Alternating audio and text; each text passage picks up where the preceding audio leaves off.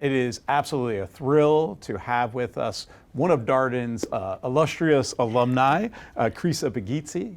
And I hope I pronounced that close to right. I've known Chrissa for years, and I was saying I always struggle with her Greek last name. I will take here. you to Greece, and then you'll be a pro. Well, I appreciate that. I appreciate that. This is a topic near and dear to my heart, and Chrissa has done some amazing work, both as a practitioner, but now as an author as well. She is a keynote speaker. She is an advisor to corporate leaders and to board members on topics around ESG and corporate sustainability. She has a new book out, Corporate Sustainability Officers at Work. We're going to talk a little bit about that this evening. And before that, she herself was a chief sustainability officer, serving as the head of ESG for Fannie Mae.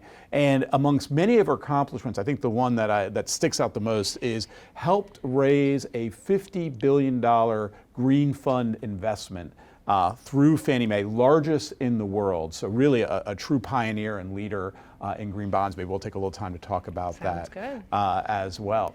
So once again, we're going to be using our time here to talk a little bit about chief sustainability officers, but also to talk a little more just about leadership in general and how you might lead in this ESG space. Maybe I'll ask her how to define that at some point or not. We can debate. But just to start off, Chrissa, just share with us your journey. How did you get involved in this area? Where does the passion maybe come from, and where puts you where you are today?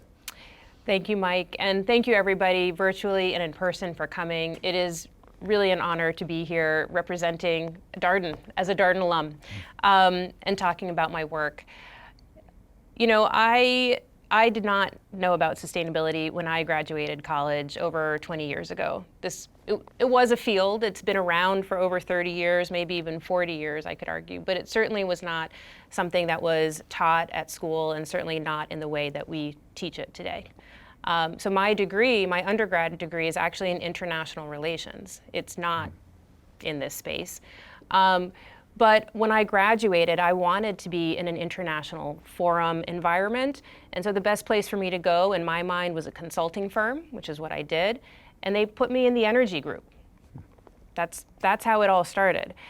And what ended up happening is, by working with energy companies, looking at some really exciting things, which I find exciting, energy price forecasting, I started exploring a new area that was disrupting the utilities industry in the early 2000s, which is renewable energy, mass scale renewable energy like solar panels, and then thinking about things like green building. So my career shifted from billing energy, thinking about commercial building prices and their energy usage, to how do we actually get energy prices to go down? How do we actually get utility bills to go down? Through green buildings. So I started working for large companies that were trying to figure that out. And eventually in 2010, so fast forwarding a decade, landed at Fannie Mae to build a green initiative, a green thing that ended up being the green bond business. Tell us a little bit more about your time at Fannie Mae. Maybe for those who don't know, maybe just explain who Fannie Mae is, because it is a really interesting organization. And then, of course, the work you did do with the green bond work.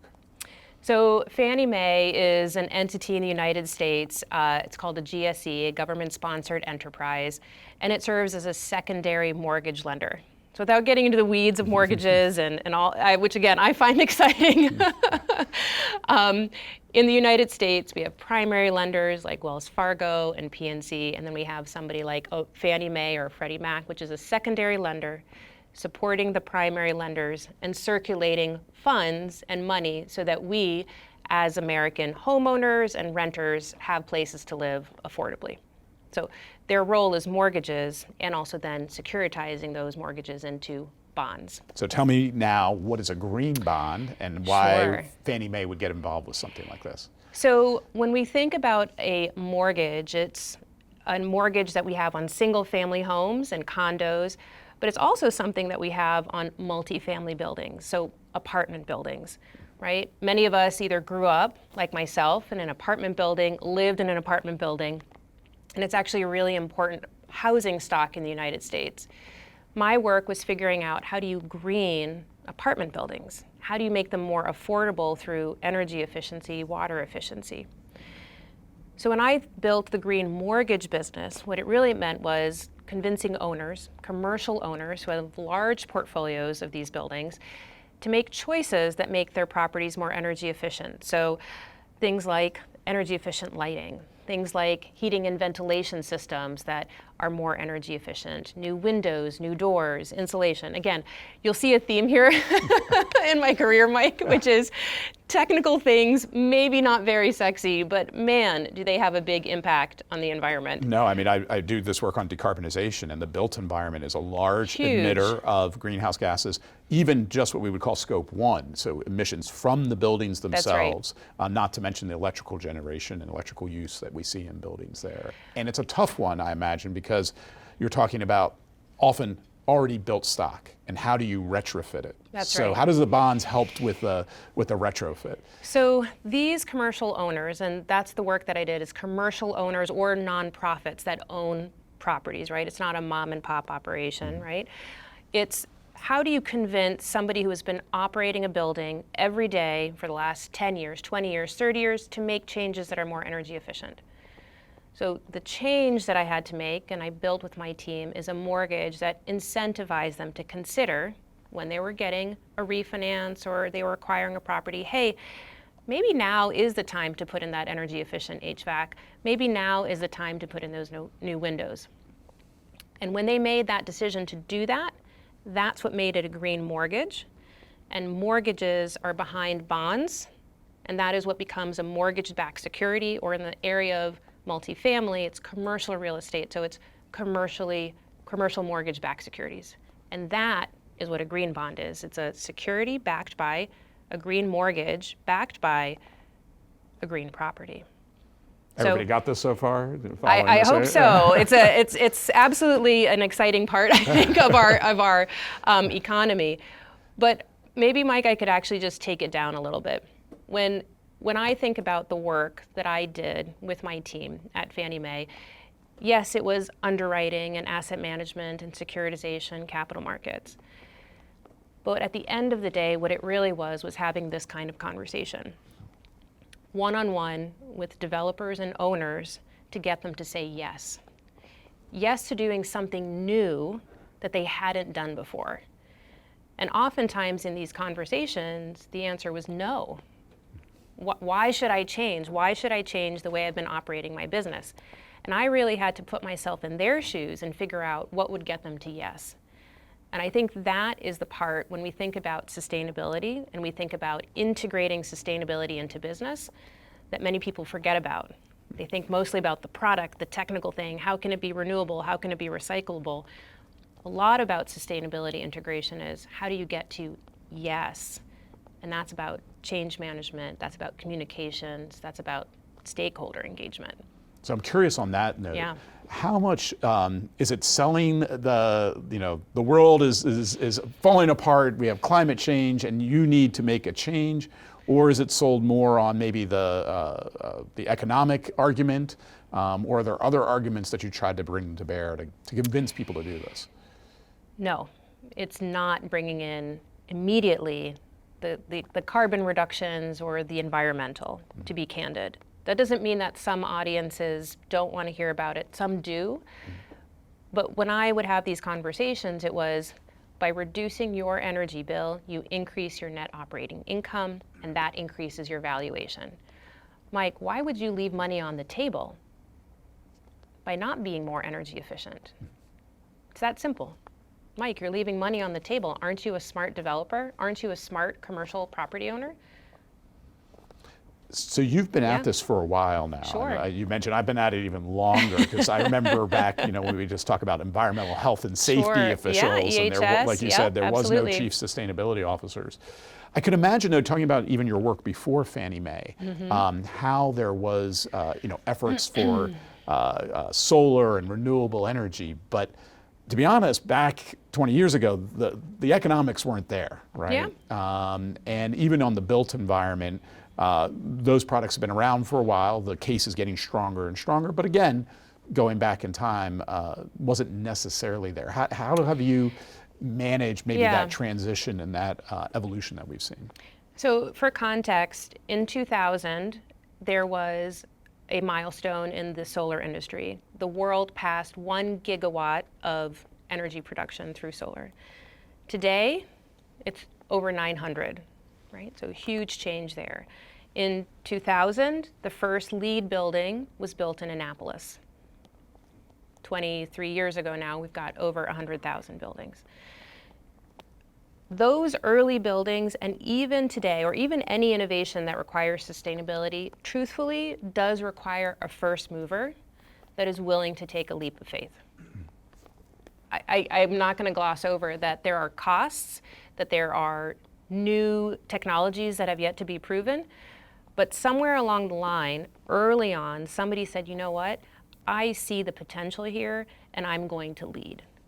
And I do think that that's what it takes to move the needle forward in this space, is finding the people who are willing to take leaps of faith, willing to be brave, willing to experiment, and frankly, willing to fail, but learn. I do believe that. I have a story, if you don't mind. No, please go ahead. So, I think these are critical points about the ability to learn. So, you know, I consider the growth of the portfolio that I claim to be $50 billion, $51 billion from 2010 to 2018. And then in 2019, I handed the reins over to my team. I became the head of ESG, and then they doubled it. So actually, the portfolio of Fannie Mae today is over $100 billion issued in green bonds, right? So huge milestone there. How many products do you think that we iterated before we figured out on the ones that got us to that first 50 billion? Hundreds? Okay, not hundreds. I'm just thinking, you know, this is Three. Three. At least three. So at least 3 iterations. Okay. One of the products, we only did one loan in. One loan for $800,000. So at an organization like Fannie Mae, where its entire portfolio, including single family and multifamily, is over $3 trillion. 800,000 is a rounding error. It doesn't even make it onto a graph, right? So I could have thought of it as a failure, and technically it was. It failed to generate volume. Where it succeeded was teaching us and our team and the larger underwriting team and asset managers and originators, the ecosystem was too complicated. No one knew how to do the energy audit. Loan originators, the front end, the salespeople, could not explain the benefits in 30 seconds or less. Got to do it in 30 seconds. So it was by failing that we actually succeeded, and we built the next iterations that actually generated the volume, and the hockey stick went like this. So coming back to your original question, Mike, yes, there are costs to be innovative, but if you don't innovate and you don't fail, if you don't expect to fail, you're never going to succeed in any business, sustainability or not. I'm a firm believer of that. So I'm curious, as a leader, how you overcome the natural resistance to this. I do a lot of work with companies where I talk about, fail fast, iterate quickly and learn. And invariably, they struggle with even fail once, right? They know they need to do this, but at some level, this is kind of reaction that, hey, we can't tolerate failure in our organization. So how'd you convince either Fannie Mae or others that you've worked with to kind of adopt that learning mindset? So I think, it was interesting. I was listening to your question, and as you were saying it, they, right? Companies are 1,000 people, 100,000 people, or they're 50, and they're a big monolithic they. To get the entire company to say yes, it actually is figuring out what the person either in charge or holding the money or somebody who has the most to win from something, what matters to them to get them to say yes. And I find that when we break an organization down and we do some very detailed leadership mapping, you start thinking about, the CFO cares about 1, 2, 3, and it may not just be the proxy, it may not just be the investors, they do care about that, but they also have personal ambitions, personal interests, personal priorities. So you got to think about that. And as you work through the organization, you start figuring out what would make the person say yes not in any sort of devious or nefarious way, Mike, I promise, but in a true stakeholder alignment. I hear this a lot. You hear the CEO who, started their sustainability journey because their, child was harassing about, like, Dad or Mom, what are you doing about this issue? Well, let's move on to the book, because you have your personal experiences, but you did this amazing book where you collected, I think it was 25, is that correct? 25 different chief sustainability officers' stories and journeys and lessons learned, really, at the end of the day. First, maybe I am going to ask the hard question, not of to define sustainability, but can you help us define what exactly is a chief sustainability officer? And I'll just note that if you look through the titles of the various people summarized in the book or interviewed in the book, it's all over the map. Yeah. There's people with communications in their titles, stakeholder, ESG responsibility, HR, a lot of different angles by which people are getting into this area. So what's the common denominator for these individuals? Sure.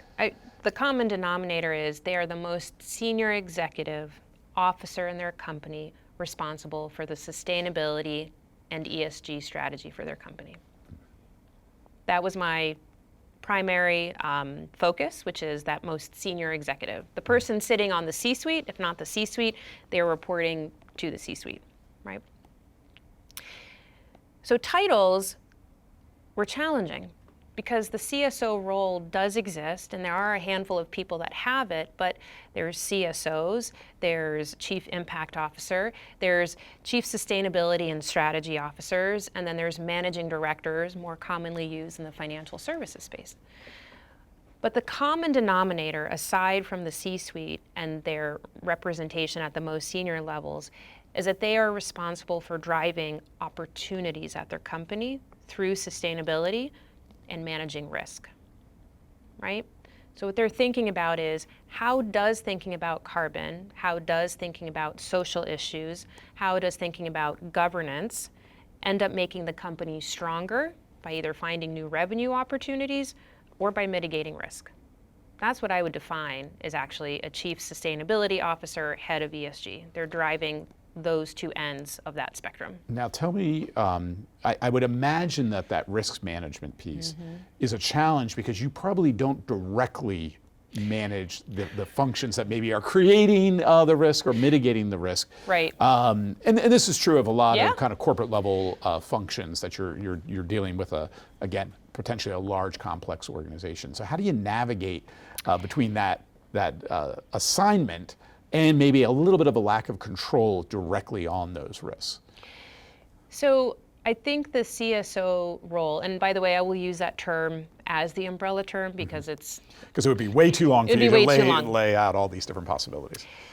I think the CSO role, from both my experience and then interviewing my peers, is that it is a unique role where it rarely drives revenue directly, and it also rarely is touching, owning expenses directly. It influences both, but it rarely owns it. Yeah. So to answer your question, similar with the risk, right? The CSOs and their teams don't own the full risk management, but they need to influence all the people that are managing risk in order to capture it. So whether that's working with the CFO and their team and looking at the investor relations sides, that's one piece. It's working with audit and making internal audit and making sure that the audit teams are understanding how environmental and social risks touch every part of the business.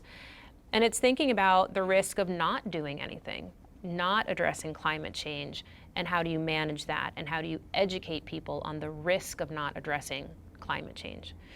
So CSOs as leaders and their teams very much do a lot of influencing and education. They may not do directing and have the immediate ability to say, do this and do it now. So let's take a deep dive on the climate risk one that obviously I'm very interested in, you are as well. When I think of climate risk and when I look at a lot of companies, I think there's been an awakening to climate risk from the direct physical implications of climate on their business and potential operations. But when I think about where maybe the greatest risks are, it's going to be more in either the social arena, the license to operate, maybe their supply chains, maybe transition risks that arise as we see this kind of massive change in a variety of industries towards more clean technology.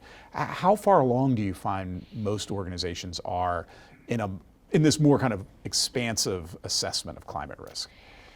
So I think CSOs and heads of ESG within global companies are very aware of both the physical risk and the transition risk, meaning physical assets, things being destroyed by climate change, and then also business and license to operate, the transition risk if they don't act. So the CSOs that I interviewed included US-based companies or with primary businesses like MGM Resorts International, so Las Vegas, right, Jody Chopra, but also included Amazon, Kara Hurst, global operations, to companies like Ernst & Young, global operations, global clientele, who they are advising. And then BlackRock, Procter & Gamble, and Coca-Cola. So a huge range of companies. The CSOs that are at the forefront, and I would argue all of these are thinking about both, because I think a fundamental key role for a CSO is looking into the future. It's not about this year's activities, it's looking about what is going to impact the company in 5 years and 10 years. And it's very clear from the science and data that unless CSOs and their companies are thinking about physical risk and transition risk, their companies may not exist in just a few years. You mentioned Amazon. We're sitting a stone's throw away from Amazon HQ2 here in Northern Virginia. They're a really interesting company for a variety of reasons. Sure. Huge footprint, not only from a sustainability standpoint, but just in terms of their impact on society. From a chief sustainability officer standpoint, how do you even begin to get your hands around the E, S, and G, which can go in so many directions, environmental, but also social, digital technologies, the impact of AI? They're on the forefront of all of this here. How do you manage that? So I had the pleasure of interviewing Kara Hurst, who leads sustainability, worldwide sustainability at Amazon. And just as a piece, Mike, when I wrote this book, it was to pull back the curtain on how do you lead? How do you lead in this global context on some complex issues? And Kara, to her credit, said, I trust my team. I have a global team with deep expertise in each of those issues that you mentioned, that she relies on in order to pull in information, engage with the businesses, plural, because Amazon has many businesses, and then synthesize what's the best way forward for Amazon, its suppliers, and its customers. So I really emphasize that when you're a leader, any leader, not just a sustainability leader, being able to trust your team to do their job and have the expertise makes your work more impactful, more powerful, and frankly, more bearable, because you can't be everywhere at once and in every single meeting, right? So I think that's a key piece. She trusts her team, and her team is technical experts and bring back information. So let's talk a little bit about the external piece. And what I'm thinking about this is how companies, in particular CSOs, have to navigate that interface with the broader set of stakeholders that companies face. And I'll just make one observation, which is, I think, going back 30, 40 years ago, especially around environmental issues, you had your large NGOs, environmental activist groups and the like, who might target companies, and companies would respond and the like. We live in a day and an age right now where arguably two people, a clever idea that goes viral on TikTok can cause irreparable damage to a brand or to a company's identity. Is this keeping CSOs up late at night, or how do you manage that kind of external piece of the puzzle? Well, I think the CSOs, again, and I was looking at a very particular global, high-profile, well-known brands, right? So I think of Procter & Gamble, right? So Virginie Elias, the CSO there, started out in the brand space, and then she ended up, because of her passion and watching Al Gore's movie, An Inconvenient Truth, shifted her career over 30 years to become the CSO now for over 10 years. And I would say that in talking with Virginie, her work very much is thinking about Procter & Gamble's brand, but she is a master at welcoming in feedback. She's a master at bringing in internal partners as well as bringing external partners. They have alliances with nonprofits and NGOs. They have alliances with their peers and competitors in order to bring in information that'll influence the sustainability space.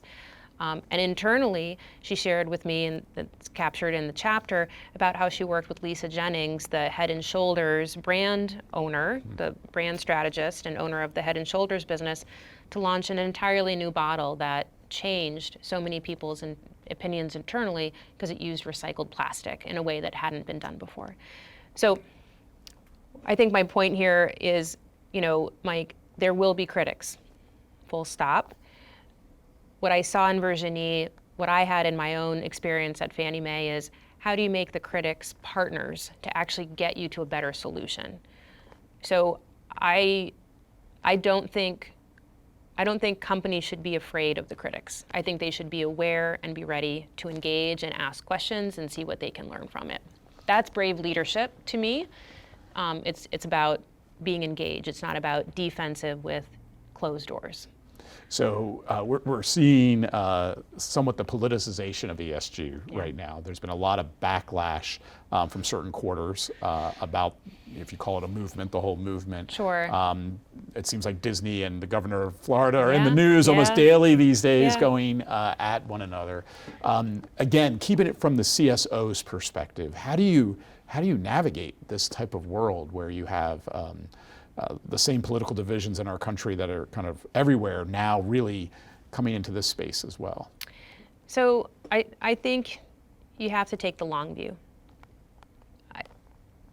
I don't think you can be in a senior role and not take the long view. So what I mean by that is, yes, you need to be aware of the forces that are pushing against your current work, so anti-ESG, and the movement to either eradicate it or not have it be a consideration, for example, for state treasurers.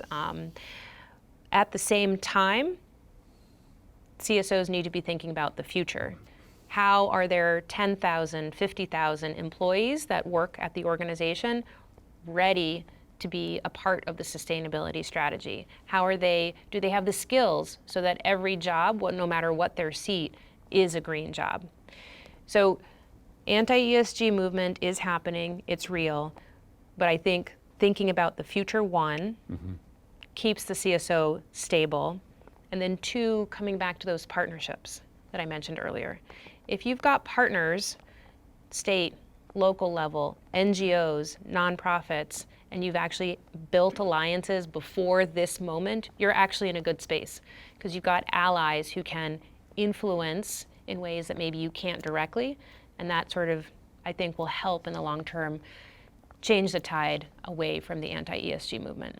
We've talked a lot about those various stakeholders. We've talked about managing kind of throughout the organization, building coalitions of the willing, trying to convince those who maybe are skeptics. There's a couple examples in the book, and I imagine in your experience of, what about the leadership above you? What if the senior, like the board of directors or the CEO, he or she doesn't maybe fully buy in to some of these efforts? What can you do as a leader in an organization? So I'll be candid. It will happen. It is going to happen. I think there are companies that are at the forefront of sustainability. Many of them are publicly traded. They have to think about new SEC regulations, for example, coming out about climate reporting. But many, many, many organizations are privately held and are not subject to that pressure, which means that they are led by people who may not necessarily always have sustainability at the forefront because of regulatory pressure. I always say, people talk about privatization in Patagonia. Like for every Patagonia, there's companies that aren't Patagonia. Thousands, millions, right. millions. So some context setting, right? So it is going to happen. I think the question is going to be when you're faced with that CEO, that C-suite, or that board whose answer is either skepticism or no, it is very much going to be grounding yourself in the business, right? So no one said Fannie Mae said, no directly to me, but I had to figure out, well, why is a green mortgage better? Why? Because lowering energy and water costs increases net operating income, which then means that payments that go to the mortgage and the investor more secure. It means capital improvements are being made in the property, which means it's a better quality property. It's going to last longer. And then third, it means that the tenants are paying less for their energy and water bills, which means hopefully they have a more stable source of disposable income, not only for rent, but also for education, healthcare, transportation, groceries, things that matter. That simple argument, which I hope I made in 30 seconds or less, is what I would expect anybody who's thinking about sustainability takes to their leadership, no matter what their industry is. So Wonderful. That's what I would say. One more question before I open it up. Sure. This is a series on leadership. Yeah. What lessons did you learn, either from your personal experience or from writing the book and Sure. interviews, that go beyond sustainability and ESG, just generally good principles for leadership that you've seen from the CSOs you've interviewed? Yeah. So I do strongly think that all leaders, regardless of their level, so when I say level, I mean seniority in the organization, do need to think about partnerships. Internal partnerships, external partnerships. So who are you going to be relying on to help you figure out a problem? My internal partnerships were at the legal department, for example. I needed to work. That's actually surprising to me. Oh, are you kidding? Because the legal, I thought, always tells you no to everything, right? So that's. For everybody here and on the joining us virtually, the legal department has to be your best friend. And I mean that sincerely, because they are problem solvers when the information is put in the context that they understand, and then barriers can be removed. So you need to build partnerships internally. And this is whatever your role is, sustainability or not, build internal partnerships and figure out external partnerships. I think another key lesson that I've learned, and I learned it the hard way, I will say, is know when to push the pedal down, whether on your gas vehicle or your EV vehicle, when to push for something and when to ease off. And that's really hard because when you're passionate about your idea, whether it's sustainability, whether it's a new technology idea, whether it's a change to the way HR does a core function, right? You want to get to yes, and you want to get to yes now. But the reality is that if you haven't gauged your partner's readiness and you haven't gauged their priorities, it's going to be a fast no. So you really have to be sensitive. It's not about politics. It's really attuned to when it's time to push and when it's time to slow down. Because if you time that correctly, you actually go farther net than if you did just trying to jam that gas pedal down through the initiative. I'm curious with this last point. Obviously, businesses and business cycles ebbs and flows. Sure.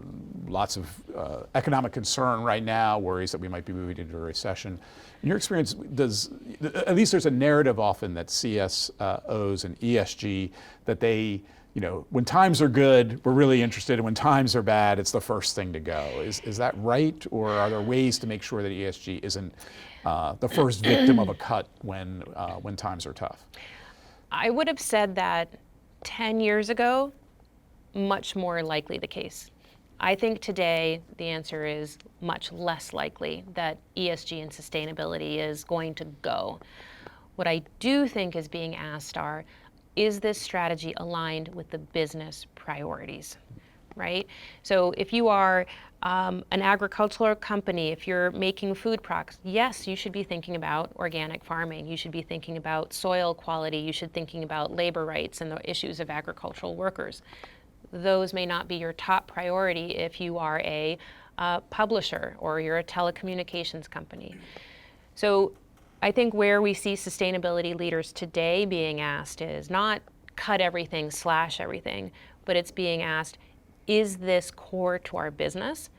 And frankly, I think, Mike, it's a reasonable question to ask, right? Because when you're thinking about the core business, you're doing either one of the two or hopefully both ends of the spectrum that we talked about earlier, which is generating opportunities, generating revenue, or you're mitigating risk. If you're not doing either one of those, then you're probably doing employee volunteerism, which is important, full stop, but that isn't necessarily the prime focus or the prime responsibility of a chief sustainability officer.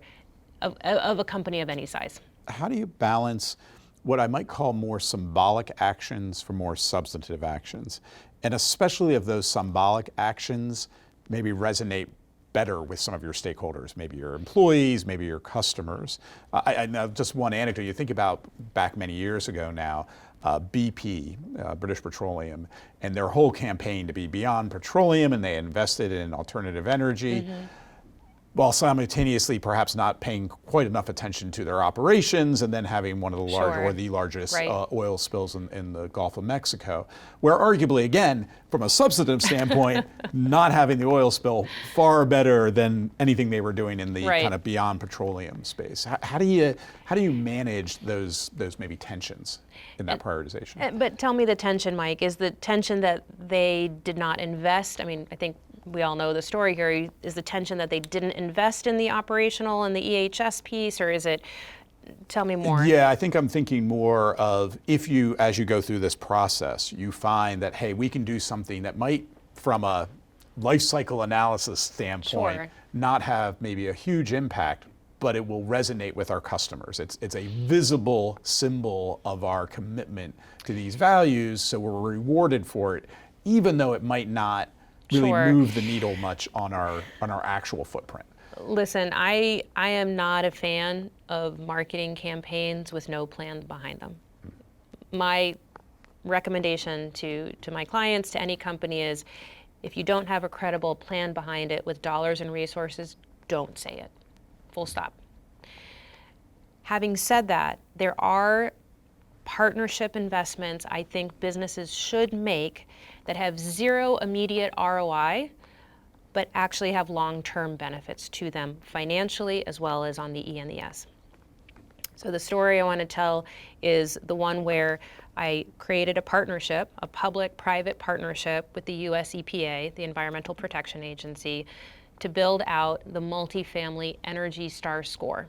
So, you're familiar with the little blue Energy Star in your microwave. There's a 1 to 100 score for buildings. Lots of building types, offices to churches to resorts. But over 10 years ago, there wasn't one for multifamily apartment buildings. So I reached out to the EPA. The EPA said, we don't have this rating because we don't have the data. And I said, let's solve it for you. And through a partnership with other organizations and Fannie Mae making an investment in the consulting company to pull in the data, we were able to give that to the EPA and create that 1 to 100 score for the entire nation to use. Now, thousands of buildings use this score. Zero financial benefit. Why would Fannie Mae care about this? Well, the reason for it is that now those buildings that report to Fannie Mae about their energy performance use the Energy Star score, and now Fannie Mae has a security, a green security, that it can tell investors, hey, we can also show you what the score is. That makes our security better. It makes it more transparent. So it ultimately had a long-term benefit for us financially by tapping into more green investors. But you need to have that long view. You have to have the long view. And I think that's the piece that's often difficult for us at any level in an organization to have, which is, how long am I going to stick it out? And Mike, if you don't mind, I'm going to touch on this. I was at Fannie Mae for over 10 years, which is a long time, especially when we think about changing jobs and how do we get our increases in salary and how do we get promotions. And oftentimes moving companies, you have to do that in order to get the pay. Just the statistics show it. I'm sure you've seen the data. Yeah. But I will say that there is something to be said for being inside an organization, understanding it as a leader, understanding what makes it tick, in order to start having some very sophisticated conversations about what are the long-term benefits, what are some of the levers that need to be pulled in order to get some really big changes done. If you're in and out of an organization in 6 months, in 18 months, you're probably not building up that political capital that you eventually need to spend to get some big yeses in place to make some big changes.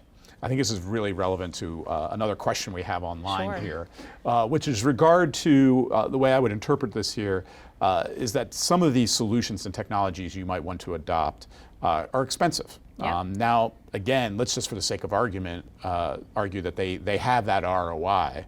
but just to get over the initial capital investment can be a challenge for organizations, especially when we're talking about things like the built environment where it might be a retrofit and things are working fine right now. We don't need to replace our, our boiler at this point. How do you justify those kind of large upfront expenses to motivate change?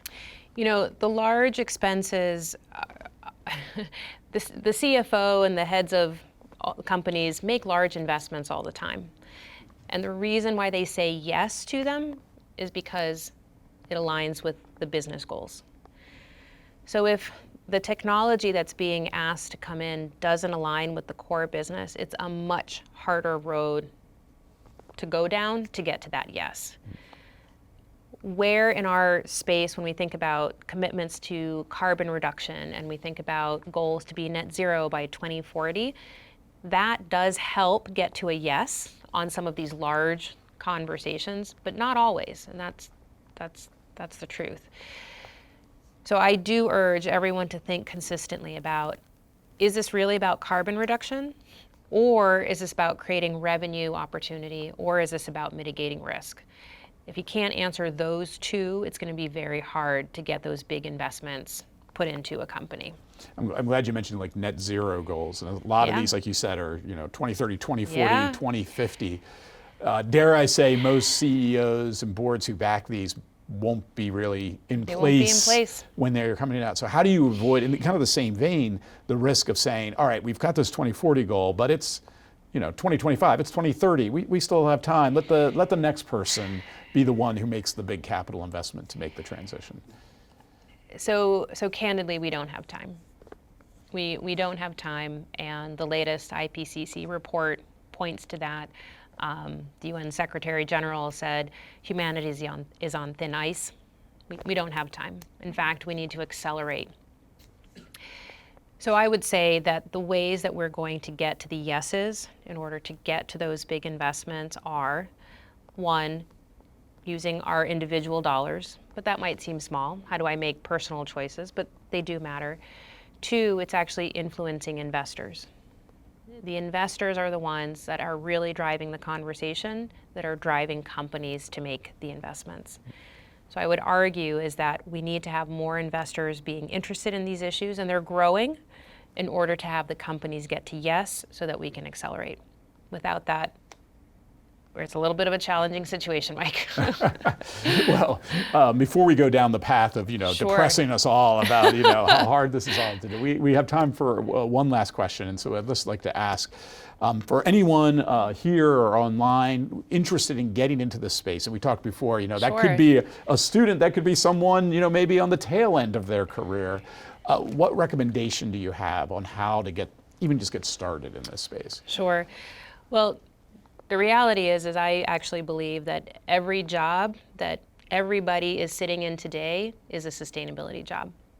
Whether you're in legal, you're in marketing, you're in HR, in sales, in IT, every single one has a way for you to turn the sustainability dial. And I mean environmental issues and social issues and governance issues. So thinking about how somebody in legal can change language that allows for investments to be made, or somebody in HR can be thinking about maternity benefits, paternity benefits. Somebody who is working in IT can start thinking about their data centers. They don't have to be on the sustainability team. If you want to be on the sustainability team, I think today you do have to have deep expertise in at least one technical issue. You do have to understand carbon at a very deep technical level, or a social issue, biodiversity, for example, or human rights issues if you want to work in supply chains and human rights. So first point, Mike, is every job is a sustainability job in your seat today. And if you want to move into be in that core sustainability team, start becoming a technical expert on one of those environmental or social governance issues so that you can be the person that can unlock that opportunity or that risk mitigation strategy for your company. That's how you're going to show value, and that's how you're going to be engaged in sustainability. I think that's some great advice. Please join me in thanking Chrissa for sharing her thoughts and being with us today. Thank you.